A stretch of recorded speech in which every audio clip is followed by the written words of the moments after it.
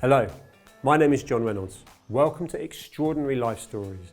On this episode, I'm talking with Simon Ong. Simon is a renowned life coach, author and motivational speaker, celebrated for his insights into personal development and peak performance. As the author of the best-selling book, Energize, Make the Most of Every Moment, Simon has inspired countless individuals to unlock their potential and live more fulfilling lives. This is of particular personal interest to me, so I'm really keen to know from Simon what physical and mental practices will be his number one default above all else. Let's find out. Simon, thank you so much for joining me. My pleasure, John. Looking forward to it. Yeah, me too. Tell me, who is Simon Ong? Simon Ong is someone who has gone through a journey of transformation from somebody who was very shy and introverted as a young Chinese kid to someone now who regularly gets up on stage and tries to inspire and empower audiences wherever he goes. Definitely inspired, definitely inspired. And thank you for sending me the book. My pleasure. We got to speak today, Energize, which is so relevant to all of us, but my life right now. Take me back to a young Simon starting out and the sort of early career influences and decisions that you made. So my childhood was quite tough. In the sense I grew up in a very strict Asian household. My dad was very focused on results, and so your worthiness in the family was very much determined by how well you did at school. So that kind of set me on the path to being a hard worker. Was that academic and sport, like everything? Academic primarily, and I think this is a very stereotypical upbringing for a young Chinese kid. But at the same time, because I didn't get much outside exposure beyond academics, I was very shy, I was very introverted and kind of kept myself to myself.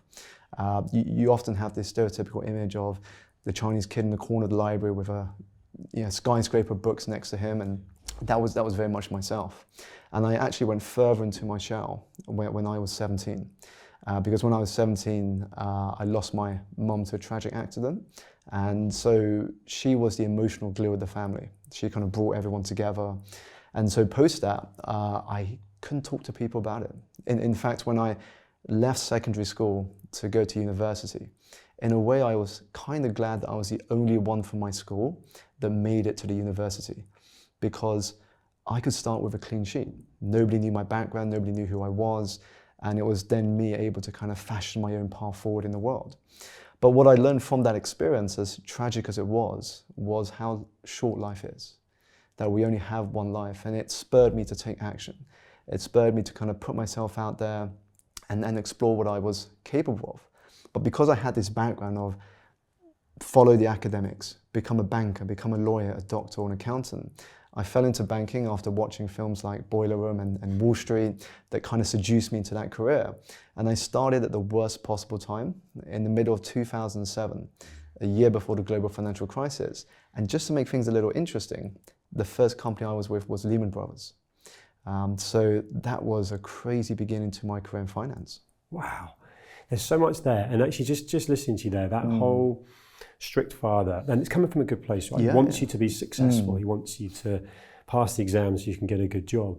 And yet at that age, I guess that wasn't necessarily what was inspiring you, but you feel you've got to do it because of what your father's saying. And the school curriculum right now, in my opinion, is archaic. We're still learning how to use a Bunsen burner, but we come out of school and we haven't learned anything about what you've got in your book as Energize, mindfulness, well-being. And we're not learning about financial literacy, for example, and we're all going to have rents or mortgages to pay. What needs to change? Cycling back to that system right now, it feels like that's being sort of planned for people to go and get a job. Yeah. Now that entrepreneur, that person that wants to follow their passion, probably isn't getting that from school. But what needs to change? This is the issue. So you go through school and you learn English, math, and science, and then you graduate into the world of work. And immediately you're expected to present well, interview well, manage your finances, and build a successful career without learning all of the things you're supposed to be good at. And we don't go through school learning how to present to a class or how to manage our finances. And so I think this is where education has to change. I'm a parent of a young 4-year-old daughter, and recently I saw just how creative she is. So she went to this class, and at the end, the teacher goes to this group of girls in a circle, and she says, as a thank you for coming, I want to give each of you a colored egg shaker so you can take it home as a gift, but you're only allowed to take one. So she starts with the first girl and she works her way around the circle, and my daughter is sitting at the end. So she comes to my daughter and she says, Sienna, just take 1 egg. Sienna looks up and smiles and she takes 2 eggs.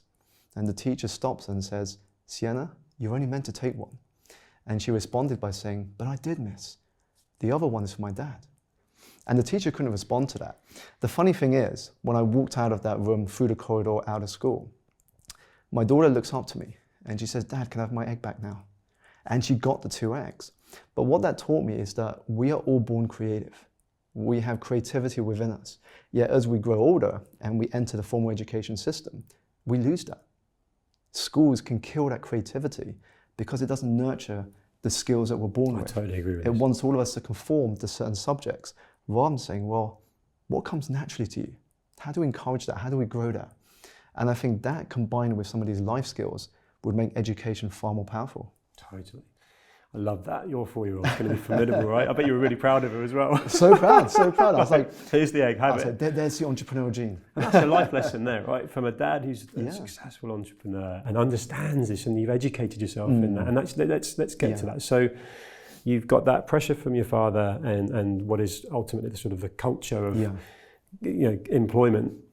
When did you ultimately become an entrepreneur and stop? Because that's a big decision. It's huge. There's guaranteed salary. It could be the benefits that come with it, healthcare, so on, and just the very fact that you've got some security to then leave that behind and be an entrepreneur. It's tough. I spent nearly 10 years in the corporate world before I quit and started my own business. But I think the skills of entrepreneurship really began developing from my second year of university, because I failed my second year of university, which is never easy to share with a parent, especially when it's a parent that has high expectations of what you should achieve out of your formal path through university. And it meant that when I was applying for jobs, I couldn't go onto the company's website and fill in a typical application form, because on the first page, it asks you for your grades, and I had 3 fails out of 4 exams. So I would never get past the first page. And so what it meant is the only way for me to get a job was to sign up to all of the campus presentations where the companies were coming to our university and just to network myself into a job. So you learned new skills at that point? I was learning those skills, the entrepreneurial skills I know now from that point, because if I didn't, I wouldn't have a job. And so I went to these events, signed myself up. I was the first one there, the last one to leave. And I would just go around and get curious and build relationships. So much so that so many people said to me, Simon, send us your CV, we'll forward on to HR, we'll get you the first round, the rest is up to you.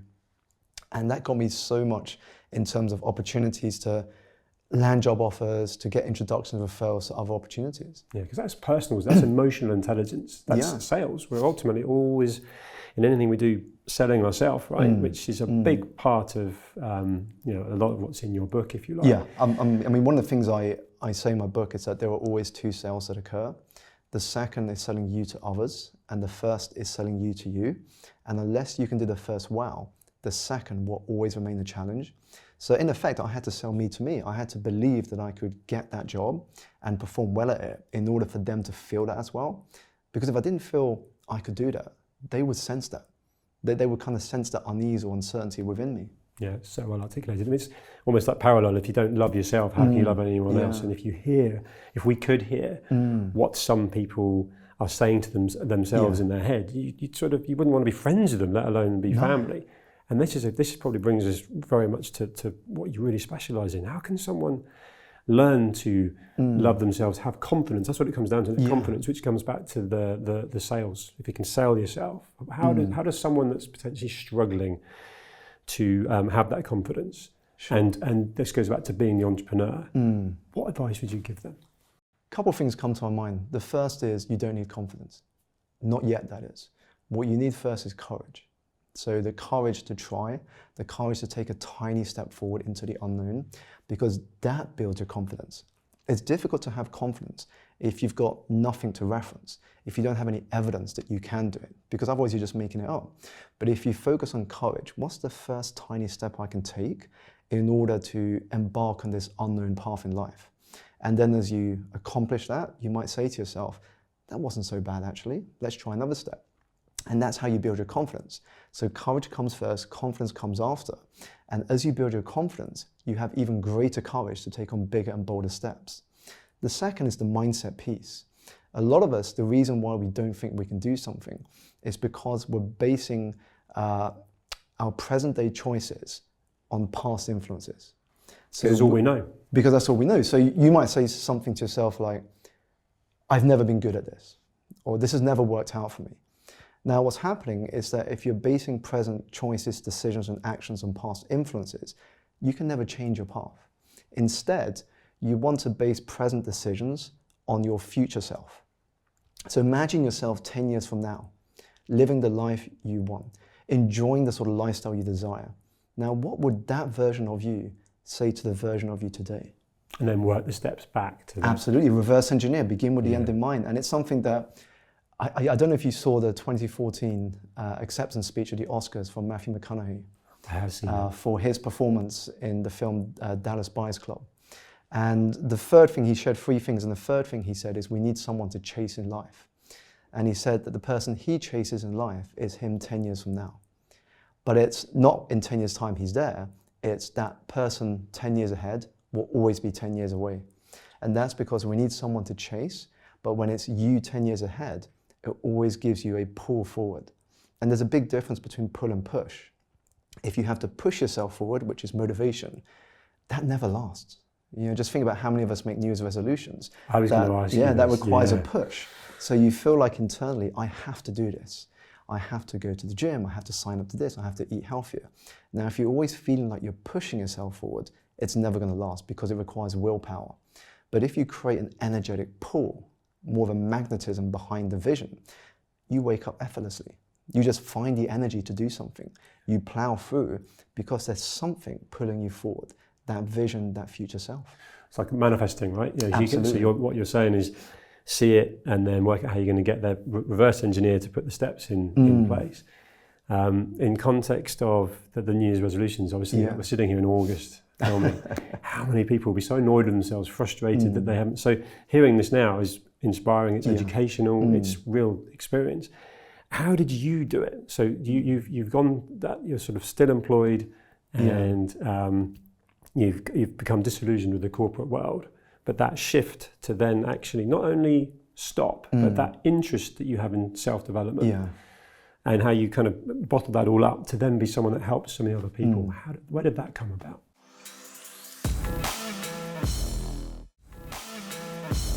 So I remember when I was sitting in my last job in employment before I quit, I would hear people banter on a Friday afternoon around me saying, when I win the lottery, when I make enough money, when I get the promotion, then I'll start doing this in my life. And I didn't want to be those people, 10 years away. I didn't want to be sitting in the same job saying, one day, one day, one day. And so what I did is I said, well, what's the easiest way for me to get out of what I didn't find fulfilling and to do something that would bring more joy into my life? Because what I observed is that many of us are exhausted, not because we are physically doing too much, but because one, we are doing too little of the things that bring us joy, and second, we're running someone else's race. But one insight I got from speaking to an entrepreneur who was a few years ahead of me, he said, Simon, it's not always about jumping off the cliff and putting your parachute together as you go down. That's what is glamorized in stories of entrepreneurship. The best way to create the transition is to de-risk things and to make that transition as easy as possible. So what I did is I changed my relationship with my job and I started to build this on the side, like a side hustle.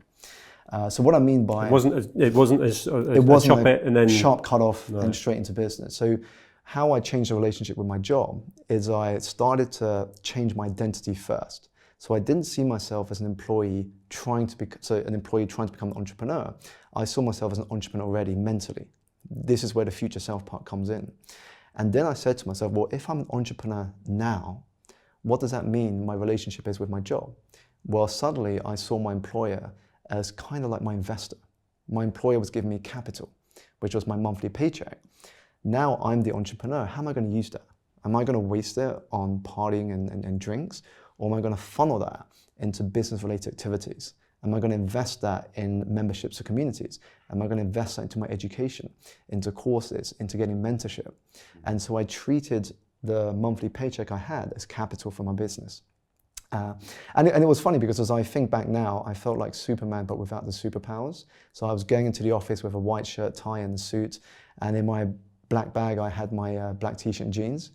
So I would at different points of the day, go to the toilet cubicle, change out of my suit into my t-shirt and jeans and go out to network, to meet prospective clients. And I was building and building on the side until it got to this point where I had to make a decision. It was either I continue with my day job and limit myself to 3 paying clients, or I quit the day job and see just how far I can take this. How far away were you from with the 3 paying clients to where that would replace the salary? So I got to a point where I was at 3 paying clients, and I said to myself, if I got a 4th, my job would suffer, but so would my coaching, because I could only do this in the evenings and weekends. So you reached the tipping point. So I'd reached this tipping point. And it took a couple of months, I'm not going to lie. There was a lot of back and forth in my head. A lot of back and forth as to whether I should do this or not, because we never know ahead of time. But one question I asked myself is, when I get to the end of my life, would I regret not taking this opportunity? And of course, the answer was yes. And so I didn't decide this on logic. I decided this on emotion and the energy. And I said, let's do it. And I never looked back since. No. Now, at that point, that was that a lonely time for you? Or did you, those 2 months where you were like, because you've got some proof of concept, right? Yeah. And you're now like, this could be great. And of course, it's gone on to be brilliant. But did you have any mentors? Did you have anyone around you to support you with sort of confidence? Like, you should do it and so on, or were you quite alone with that? One of the first things I changed, which I always encourage people to do if they're looking to begin on a new path, especially when you're going from one career to another, is to design an environment around you that makes it impossible not to succeed. Because you're going to face setbacks and failures and challenges, no doubt. It's an inevitable part of the journey. But you can bounce back faster if you have the right support and environment around you. So I had mentors. Fail fast. Indeed, mentors, coaches. I had lots of good books around me, things I was reading, things I was watching, podcasts I was listening to. And it also gave me awareness about the impact of failure. So I think the big mistake we have about failure is failure can mean 2 things. So you could describe an event as a failure. So this didn't work out the way we expected. Or failure could also be an identity statement. I am a failure.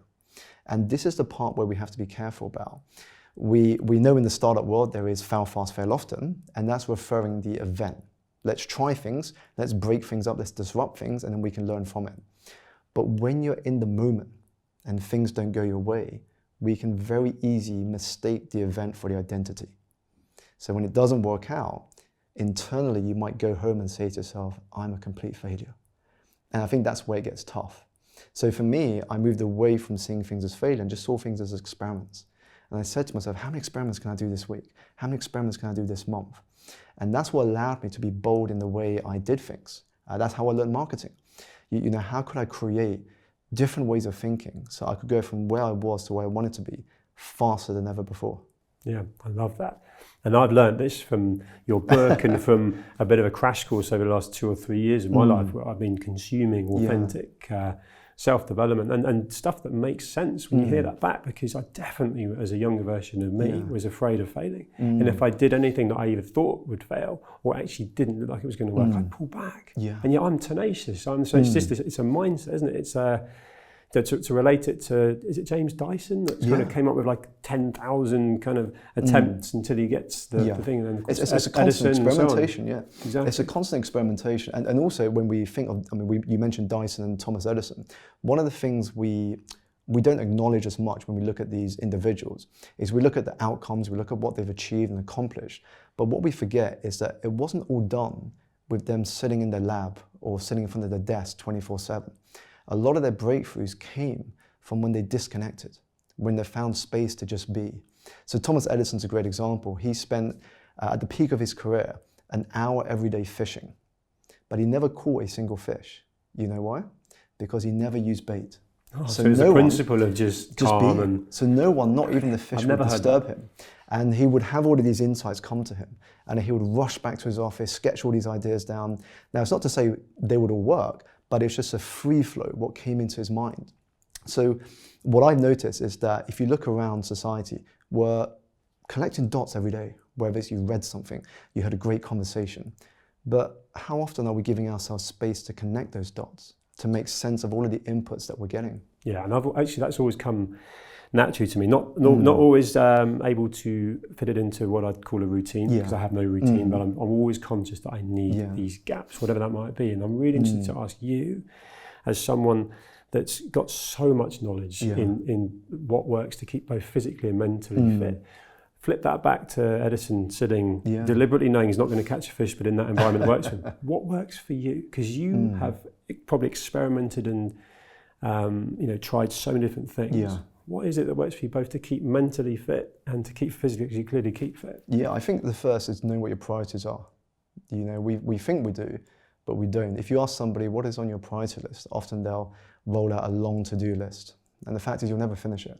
There's always going to be something more to add. You can't visualize that either, can you? If you've just got a long list, you're not actually identifying something that it's difficult. So one of the questions I often ask people I coach is, if you only had 1 hour this week to work on your business, what would you do?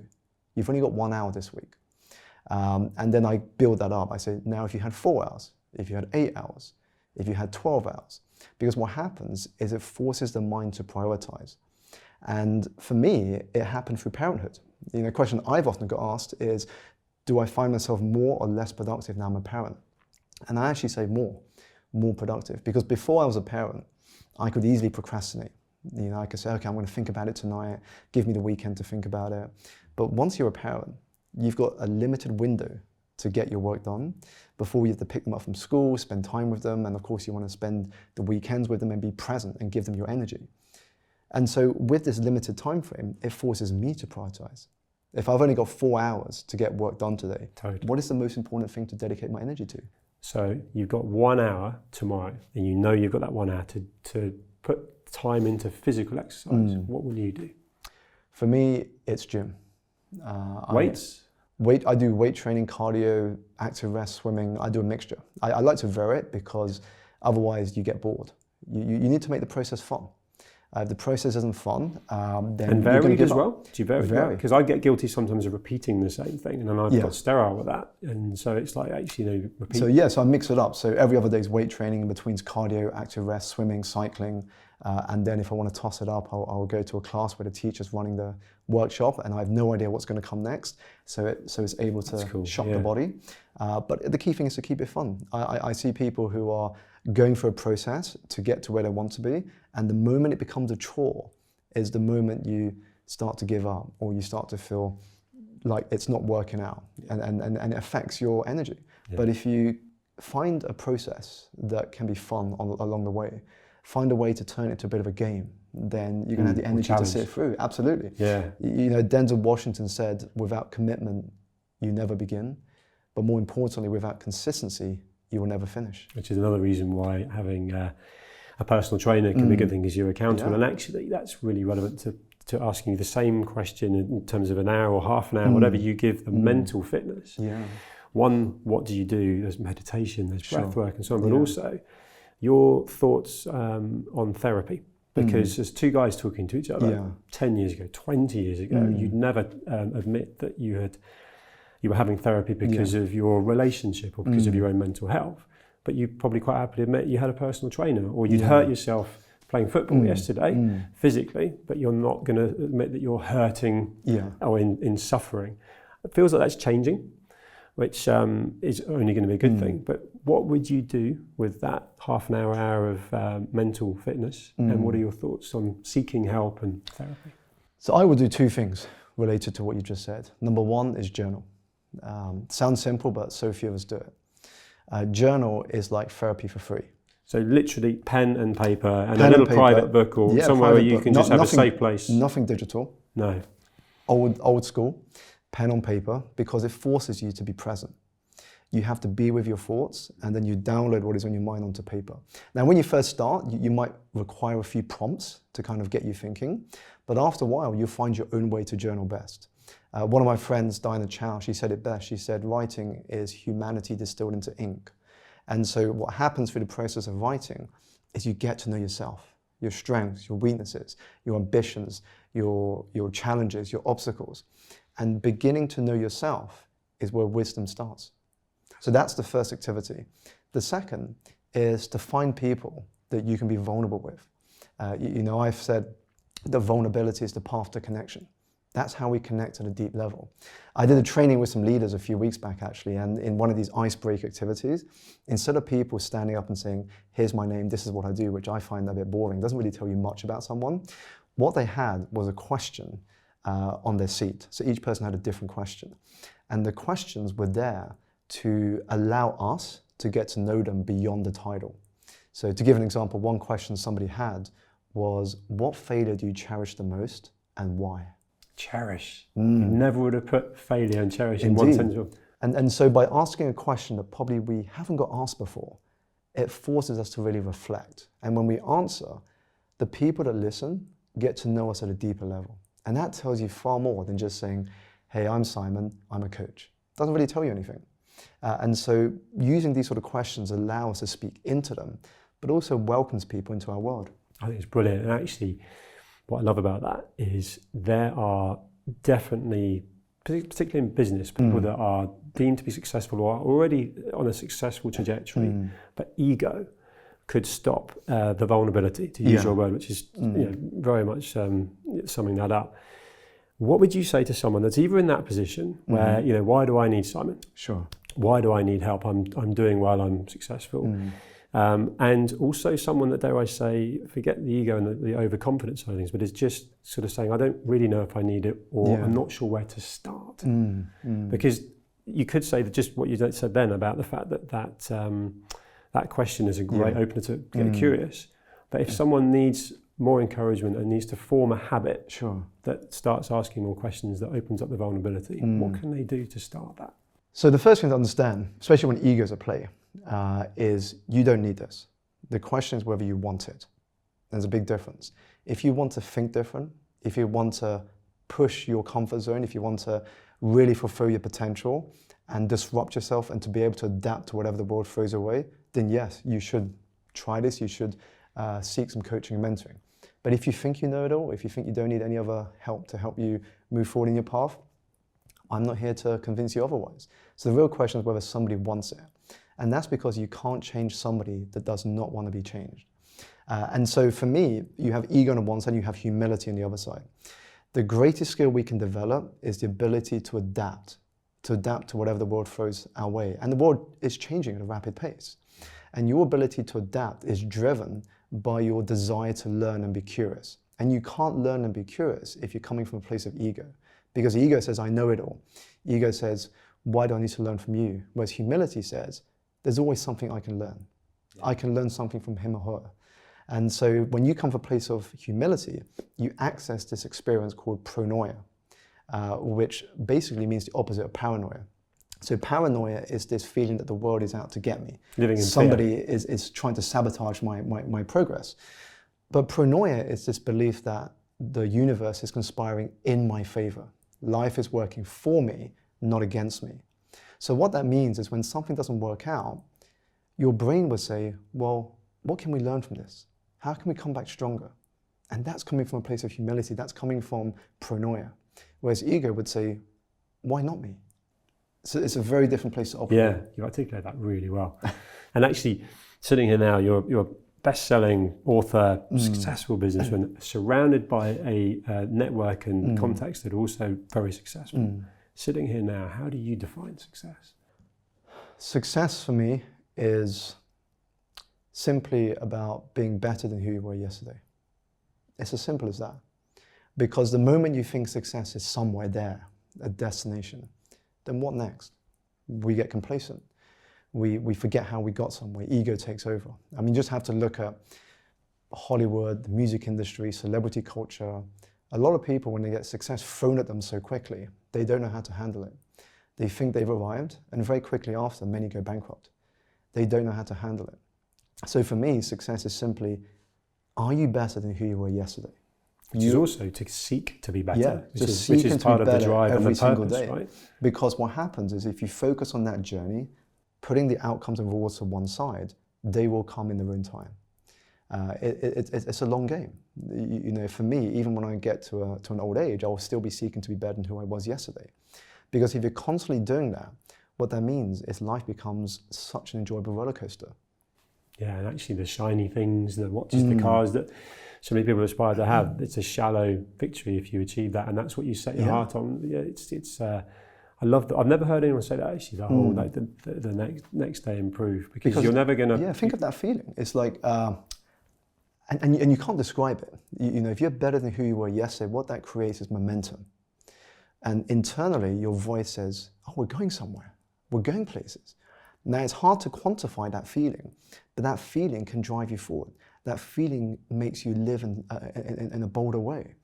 And for me, that's what success is. And especially if you're living true to yourself. If you are doing something true to yourself and you're better than who you were yesterday on a consistent basis, you're enjoying success. Yeah, and I can feel that rippling from you. You're fueled by purpose and passion. Yeah. You've been able to see the traction of you building that habit forming that's working for you in all parts of your life. Sitting here now with the maturity, the perspective, the experiences you've got, but actually going back to that young Simon growing up that of course didn't have any of that. Yeah. What advice would you give to a young Simon? And I'm talking about that sort of late teens, that sort of aspirational, career-driven individual. What advice would you give to them? I'll share one advice and then I'm going to go back to passion because I think there's something we mistake when we talk about passion. So the one bit of advice I would give to the young Simon is make sure to follow your heart more than the opinions of others, because your heart may not always lead you to where you want to be, but it will always lead you to where you need to be.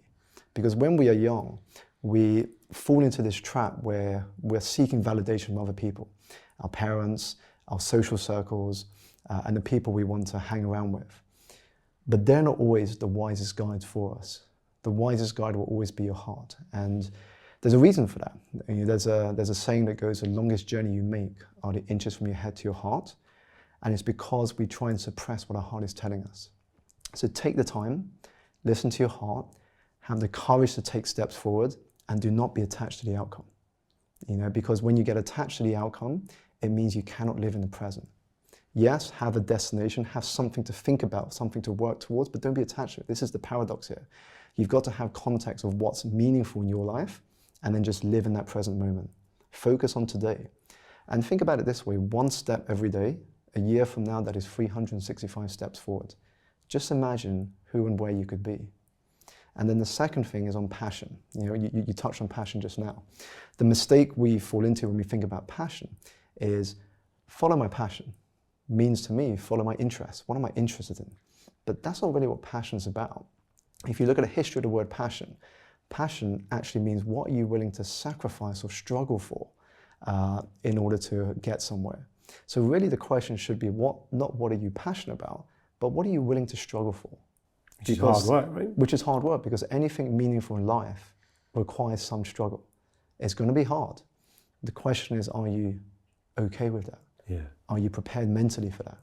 If you are, that's what passion is all about. It's brilliant. And actually, the things that I have learnt that I appreciate the most, have benefited from the most, are the things that have been tough or have come out of a tough situation. At the time, I may not have been enjoying it, or may not have realised how it was good for me. Of course, some people will have the same experience from the death of someone close to them or something. But actually, the reality is, if you frame it right, then that's fueled a passion that has made you more resilient. It's only a good thing. And that's a superpower we don't appreciate, is that because we live in the feeling of our thinking moment to moment to moment, we have the power to choose one thought over another. When you choose one thought over another, it changes the action you take. It changes your reality, and it changes your path forwards. When an event or experience happens, the event or experience does not have an emotion. It just is. But we as humans, we need to derive an interpretation from it. It's why the same event could be good for some and bad for others. But whatever meaning you derive from it, and you get to choose what the meaning is, that influences the reality you live in. It's brilliant. You are so interesting to talk to. Annoyingly, we have run out of time, but you've got so much knowledge and wisdom, and I've learned, even though I've read your book and I had conversations before this, I've learned so much from talking to you. And everyone watching and listening will be the same. Thank you. Thank you for having me on, John. Cheers, Simon.